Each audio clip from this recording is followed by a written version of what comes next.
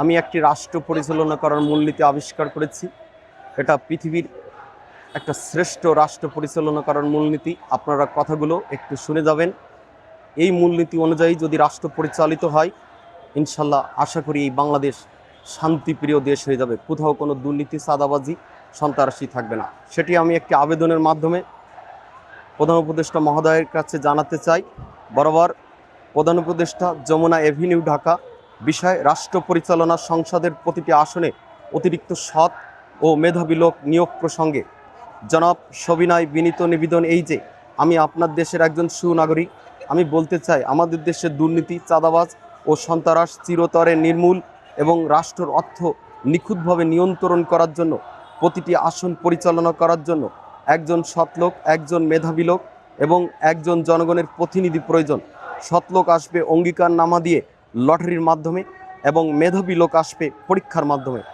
আর জনগণের প্রতিনিধি আসবে সিসি ক্যামেরার সামনে ভোটের মাধ্যমে।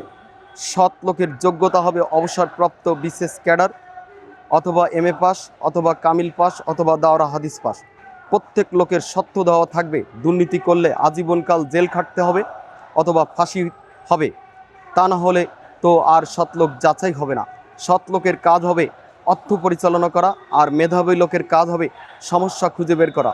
জনগণের প্রতিনিধির কাজ হবে সৎ লোক আর মেধাবী লোকের সাথে আলোচনা করে সমস্যার সমাধান দেওয়া।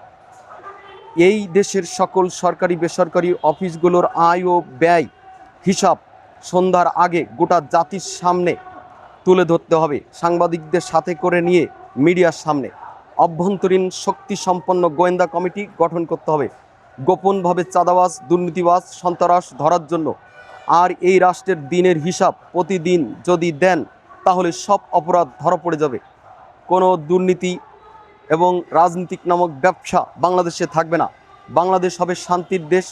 রাজনৈতিক দলগুলো পরিচালনা করার জন্য যদি দেশের আয়ের 100 টাকার 1% টাকা একটি রাজনীতিক নামক ফান্ডে ঢুকিয়ে দেন, তাহলে দল পরিচালনা করার জন্য কোনো দুর্নীতি করা লাগবে না। ওই টাকা সমহারে সব দলের ভিতর ভাগ করে দিতে হবে। বাংলাদেশের ইউনিয়ন পরিষদের ভূমি অফিস থেকে বাংলাদেশের সর্বোচ্চ অফিস সচিবালয় অফিস পর্যন্ত তদারকি করার জন্য অতিরিক্ত একজন সৎ লোক এবং একজন মেধাবী লোক নিয়োগ করতে হবে। তাহলে সমস্ত অফিসের আয় ও ব্যয়ের হিসাব সৎ লোক ও মেধাবী লোক গোটা জাতির সামনে তুলে ধরতে পারবে প্রতিদিন। প্রতিটি মুহূর্ত নিয়ন্ত্রণে থাকলে দুর্নীতি করার আর কোনো সম্ভাবনা থাকবে না।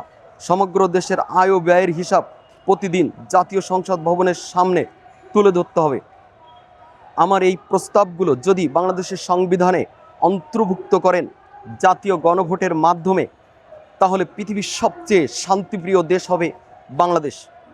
অতএব প্রধান উপদেষ্টা মহোদয়ের নিকট বিনীতভাবে অনুরোধ জানাচ্ছি, এই প্রস্তাবগুলো সংবিধানে প্রয়োগ ও বাস্তবায়ন করে দেশে চিরকালের জন্য একটি শান্তির দেশ তৈরি করে দিয়ে যাবেন।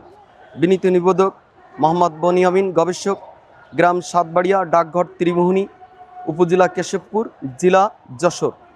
অর্থাৎ আমি এটাই বলতে চাই যে রাজনীতি, অনেকে অসাধু লোক আছে যারা শুধু টাকার জন্য রাজনীতি করে। এটা না হয়ে আগামী দিন সৎলোক রাজনীতি করবে। আমরা এটাই চাই, এই দেশ সুন্দরভাবে পরিচালিত হোক এবং এটাই আমাদের কামনা।